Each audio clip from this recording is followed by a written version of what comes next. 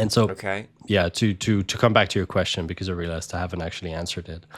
Yeah. There's triggers, which are things that are driving you into flow, and then there's blockers that are driving you out of flow. And these are usually connected to arousal. So managing arousal and making sure Okay. that you are able to drive your experience into the activity. Okay. Arousal's a loaded word. Can you define? Yeah. So arousal in the sense of stress contexts. So arousal in terms Okay. of boredom and anxiety would probably be the two opposite spectrums, right? Okay. And it's related to stress here.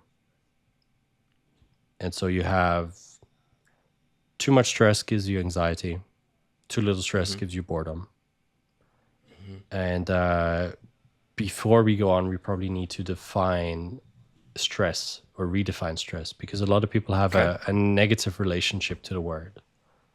Yep. And so we in flow research, we talk about two types of stress, and the stress research does the same.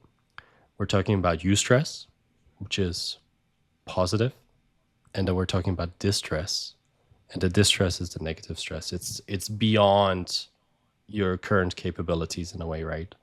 You're not Okay. being able to manage this stress, right? And this is subjective. This is also why if you see soldiers going out, a regular individual would not be able to handle the stress, and sometimes they can't either. But it's individual, right? You're kind of stretching the amount of stress you are able to take in what context.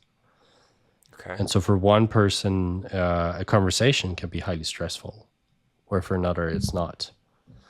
Mm-hmm. And so it's managing your own subjective experience around stress. And we're not talking about physiological stress at this point, even though it has a component to that. Okay.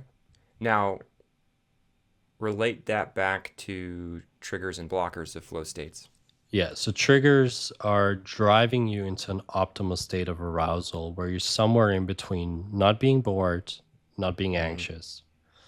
And Mm-hmm. if you want to put that in a context of a game or a work environment, we can do both. In a game, if the journey of the player is not managed properly and you're overloading with difficulty, or they're being placed in an environment where they're not being able to do anything because it's the other players are too skilled, or the gameplay is too advancing too fast for this player, then they Mm-hmm. become overly anxious and they will not be able to get into flow, and they will not have a playful experience either because it becomes too serious, too intense.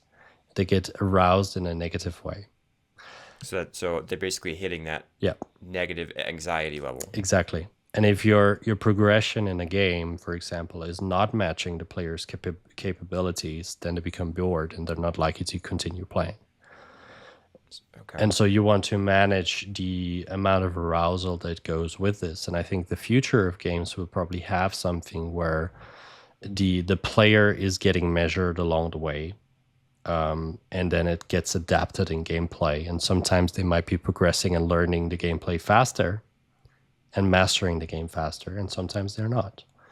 And so if you Mm-hmm. have a flexible way to design for that, you will have a more optimal arousal state. And this means they will likely either be in a very playful environment, having fun, or they will go into flow and actually have something that's life changing in the end, which reduces stress, which allows them to forget themselves a little bit. And most people, if they're going into entertainment, they're looking to forget themselves for a little bit. Did you enjoy this episode? If you did and are looking for more conversations like this one, join the Building Better Games Discord community. It's for leaders and producers in game dev who are frustrated with solving the wrong problems and who want to share experiences and learn how to lead and build better games. Check out the show notes to join. I'll see you there.